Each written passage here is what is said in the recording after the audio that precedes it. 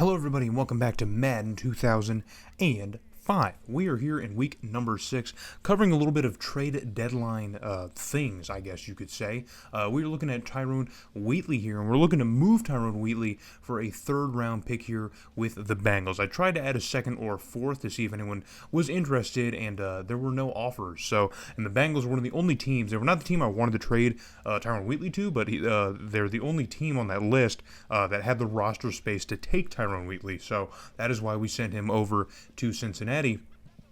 And the offers for Charles Woodson during the middle of the season have simply dried up. Now, remember, at the beginning of the season, I showed you guys the trade block that a first and a second. There were quite a few suitors for Charles Woodson for a first and a second, but those offers have all dried up here around the deadline. No one seems to want Charles Woodson for a championship or playoff run here later on in the season. They seem to be fine. They will pass on him. So we're going to keep him here, and we'll go into the offseason with Charles Woodson, considering maybe a choice there, maybe move him in the offseason, or maybe he'll just stick around, you know what I mean? So we need to analyze. We have quite a bit of options at running back, all younger, and all probably still going to be cheaper than Tyrone Wheatley, so I did not feel bad about moving off of him. We have the worst running offense in the entire NFL right now through the first 5 games of the season, and I really do not think that keeping Tyrone Wheatley or getting rid of him will really influence that a whole lot from here on out. I think we're a pass-heavy team, just the way that the game works, and I do not think that we're going to really miss the production of Tyrone Wheatley, or lack thereof. So I'm okay with moving off of him. But let's talk about today's game, which is a divisional game. I'm finally getting to some divisional play here with the Denver Broncos. Another tight AFC matchup here, but this one, of course, obviously more important because we are in the AFC West. So the Broncos are in the midst of a pretty, it's the Broncos, man. They're having their great run on their dynasty here, but unfortunately, in this season, they have had something go wrong, and they are 0-5 to start the year. Now, in real life, they would go 10-6 and make the playoffs, but they've already lost 5 games here in the game here, and that is primarily because Jake Plummer, their quarterback, has been injured. So Mike Quinn, their backup, who's a 65 overall, he is going to be taking over for the Broncos, and very quickly here, he can't really get the offense moving as the Broncos go 3 and out here, as Leslie, I think this is how you pronounce, or Lely, I think? I'm not sure how you pronounce his name, but Ashley Lely, I think, in the flat could not get a first down. And so our opportunity with the football, and Rich Gannon's already given up gifts to the Denver defense, and Jerry Porter already just get right back John with him. We saw it last game here, and it's probably going to happen in this game as well. So the Broncos can't do anything with it here, and on 2nd and 8, it's going to be a handoff to Justin Fargas, who picks up a first down. So already we see a little bit more running of the football than we have in the previous videos, just a regular first down instead of a touchdown. So 2nd and inches we cut to here, and Gannon flips this one out here over to Chris Cole, who makes the catch here for a first down, and so our drive will continue.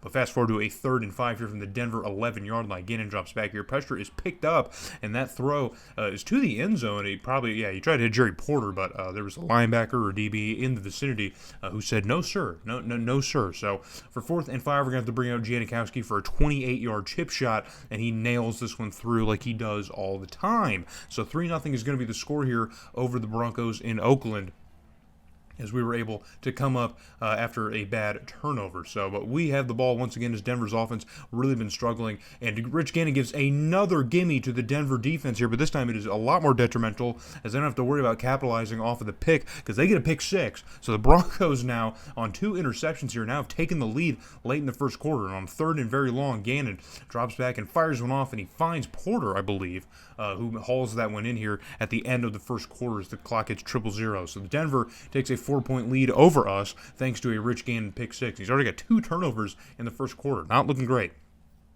So cut to a 2nd and short here, and Gannon's going to drop back. He's going to flip this one off quickly here, and that one is caught by Tim Brown. So it's going to be another first down, and we're continuing to move on offense. So cut to a 2nd and 1 now, and Gannon flips this one out here towards the goal line, and Jerry Porter makes the very easy catch here and gets into the end zone for the touchdown. So I don't see any rain either, but you definitely see the water kicking up on their feet. So maybe it's a mucky day here in Oakland. I don't know how many games they had like that, but on 2nd and 10 here, Gannon flips this one out here to Jerry Porter, and Jerry Porter's off to the races. He's got a whole train behind him, but no one is going to catch up to him, and he's going to go into the end zone and get another Raider touchdown. So Jerry Porter, man, been one of the biggest contributors on offense to this team so far in this season, man. We really have been spoiled by what Jerry Porter's been able to offer to our offense, considering the fact that we have two absolute veterans and Hall of Fame guys on either side, and Tim Brown and Jerry Rice. It's really been the Jerry Porter show so far in this early portion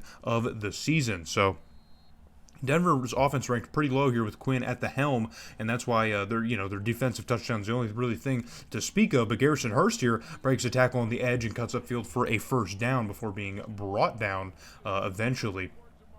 But he's finally getting busy, so maybe Denver's offense finally starting to answer back here on a 1st and 10. Pressure is in the backfield, and it's going to be a fumble from Hurst, and this is Perella who picks up the ball, and he's off to the races here. Is he going to get caught from behind? He's not quite as fast. Oh my gosh, they missed the shoestring tackle, but another lineman coming up from behind, and he's going to bring down Perella at about the 2-yard line, the 1 or 2 yard line. He almost completed the scoop and score, but was unable to get the entire distance, man. He had to run almost the entire length of the field, and he couldn't quite get there. So on 1st and goal, Gannon's going to try, I don't know if that was a handoff, that was just blown up, but either way, Denver had that play completely read all over. So 2nd and goal now from the 9-yard line. Gannon drops back here. Pressure is getting on, and he flips this one over to the corner of the end zone, and that was going to be airmailed out of the back of the end zone.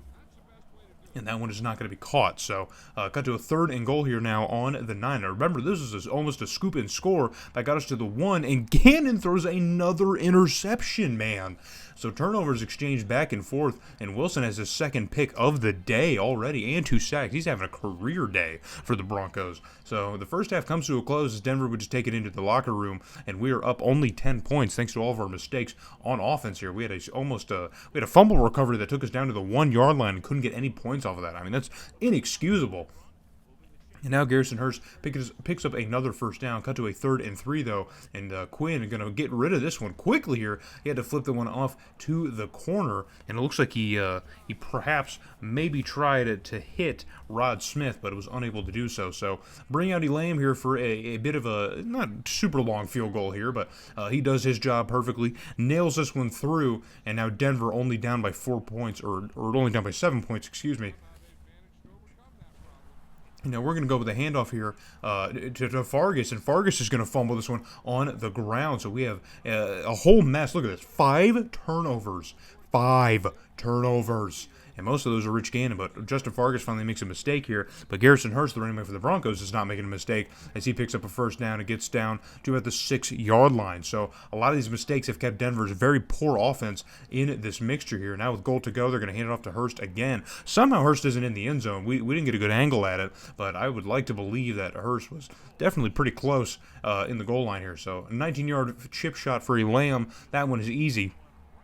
And now it is a 4-point game between us and the Broncos as the score is now 13-17. So cut to a 3rd and 1 here, close to about midfield. Gannon drops back, flips this one off quickly here to Tim Brown, and he's going to get brought down here after picking up about another 10 or 15 yards after the catch there. So a nice little pickup here on offense. And or actually, that was Chris Cole, excuse me. I thought it was Tim Brown, but it was Chris Cole. So nice play by the young buck here, Chris Cole, to get us a 1st and 10 here. Just a little over a minute left to go in the 3rd quarter. Gannon's going to roll out to his right and flip it across the middle of the field, and that pass is completed, but just a little bit shy of the first down marker. And I think it was Jerry Rice who had that catch. So we finally do get a Jerry Rice catch in this game here, and Sebastian Janikowski is going to come out and try and cap off this drive with some points, and he does just that. So we extend back to a 7-point lead over the Broncos as the score sits at 20-13 at the end of the 3rd quarter. And just telling you now, if you guys could see what the final score of this game is, my. So cut to 1st and 10 here for Denver, just past midfield, and it's Garrison Hurst finding some open space here, bucking and weaving here through the holes, and off to the races he goes. Phil Buchanan, the last line of defense here, and he does wrap him up, bring him down, but just about a couple yards short in the end zone. And so the Broncos are going to get a huge boost here on offense, and it looks like running the football has really turned into a huge strategy for Denver, as throwing the ball hasn't not really proved super effective in this game. So they managed to tie things up here at 20 apiece early in the 4th quarter, and now our running back's going to get busy as Justin Fargas breaks off a pretty huge run here before he's brought down from behind, I believe by Champ Bailey. I think it was Champ Bailey who brought him down. But a very nice run here for Justin Fargas. So even though the fumble, man, just some nice work here. And again, another nice run from Fargas as he just about gets the first down on that play here. Brought down just shy of the first down sticks, and that's going to give him 70 yards on the day. So pretty good. He does have the fumble, though. Not that great.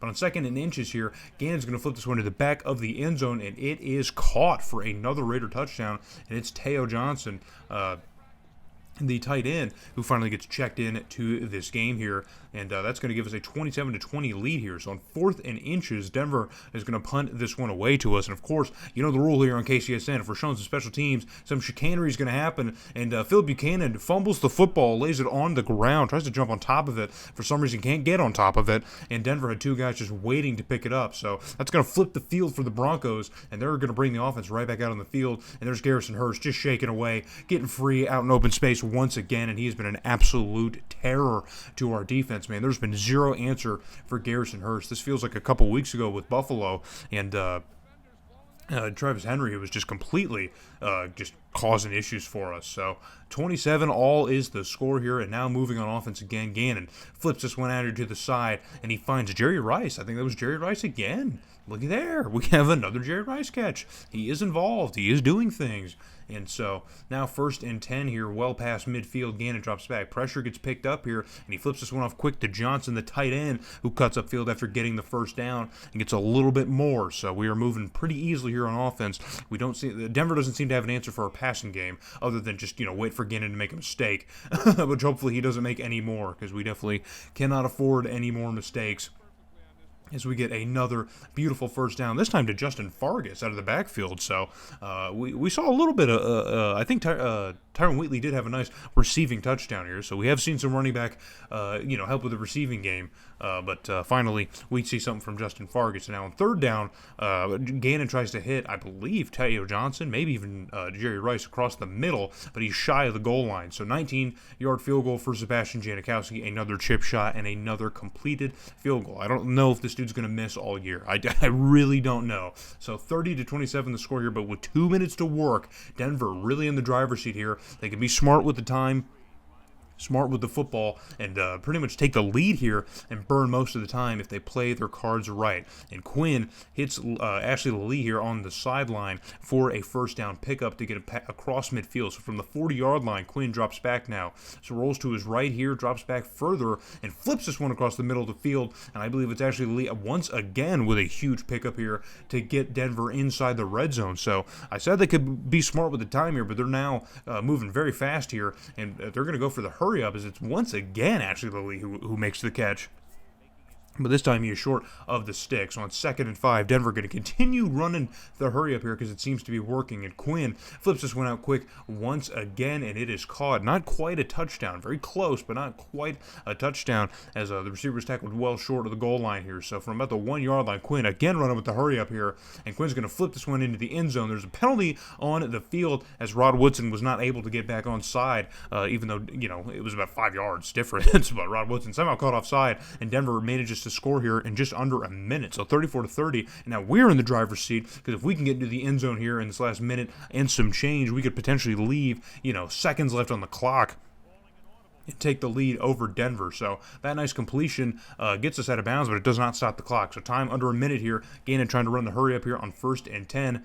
Johnson's going to go in motion, and Gannon's going to drop back here. Pressure coming off the edge here, but Gannon gets rid of it quickly, and it's Tim Brown with a huge catch, and that's going to get us inside the Denver 15. So now we are moving the ball a little bit too quickly here, and now not enough time is really taken. You might think Gannon probably stood up in the line and burned some time, but he's trying to get this one off quickly. There's pressure again off the edge, and Tim Brown makes the catch here, but he's already out of bounds by the time he does make the catch. So that's going to be a negative play here. So it's 2nd and 10. Gannon flips this one to the middle of the field, and it's Jerry Porter who makes the catch in the end zone, a 12-yard pass. Actually, it's not. It's Curry. It was like the 4th or 5th receiver on the depth chart. I thought it might have been Porter, but it's not. It's Curry. So he makes the catch here, and now we take the lead 37-34 with just 21 seconds. And on 3rd down, Quinn flips this one off here to Ashley Lee, and that is broken up by Charles Woodson. Huge play by Charles Woodson. We've seen him give up a couple game-winning plays here on that side. So now 4th and 2, Denver, last opportunity And Quinn hit as he is thrown, and it is a first down catch. So 15 seconds now. Denver with a new lease on life here. Quinn drops back again, flips this one off over to Ashley Lee here, and he gets away from Woodson. He gets away from everybody else, and he's off to the races, and he's in the end zone, which is 7 seconds left to go in the game. How on earth, Charles Woodson, what are you doing? What are you doing, buddy? What are you doing? That's the third game winning, or not game winning, I guess there is still time, but go ahead score on Charles Woodson's side, man. So maybe that's just a strategy. Just hit Charles Woodson in a clutch moment, and he will not be there. So 4 seconds now, down by 4 against Denver. Gannon stands back here, deep shot downfield, and it is caught by Chris Cole here, but he is brought down immediately upon catching it at about the 11 or 12 yard line. There's no time to run another play here, and we're going to lose this game 37-41. Guys, it was 20-13 at the beginning of that quarter. 20-13. And we lost. 20-13 and we lost. Denver has one of the worst. I think they're ranked 32nd in total offense. All right. Where do we go from here, right? Obviously, 197 rushing yards is really the big tail of the tape here when we look at between the two stats here. And 6 turnovers. Yeah, it's hard to win games when you turn the ball over 6 times. After this game, I was really considering our options at quarterback. I don't think Rich Gannon's done nearly poor enough in this year to be benched. I really don't think so. I think he's fine. 449 yards. Like, that's still a career game, 4 touchdowns. You know what I mean? But the turnovers are really bad, man. He's generating a lot of turnovers, and it wasn't so much about benching Rich Gannon as much as it is like, hey, maybe Kerry Collins might be a little bit smarter with the football, might give a similar production here at the quarterback position, might be worth just slotting him back and forth in and out to see who really, could kind of take over that position, because we are expecting to lose Gannon at the end of the year anyway. So, like, you know what I mean? Maybe if, we slot him in and out, start kind of integrating Kerry Collins into the offense a little bit, because the plan is to keep Kerry Collins moving forward. So, but either way, heading back to the hub world here, we pick up 2 massive wins over the Saints and the Panthers. The Saints are one of the better teams in the NFC. We pick up a huge win at a conference there, but we do lose to the Chargers still. So still looking for our first division win of the year, and hopefully we're going to get it here in Week 11 coming out of our bye week against San Diego, who is 5-4. We are 4-5 here. They have a really high-rated offense, pretty bad defense. We have a bad defense and high-rated offense, so it should be a very, very interesting matchup between our 2 clubs here. So this is the last matchup against the Chargers this year. Hope to see you guys in Oakland for that game.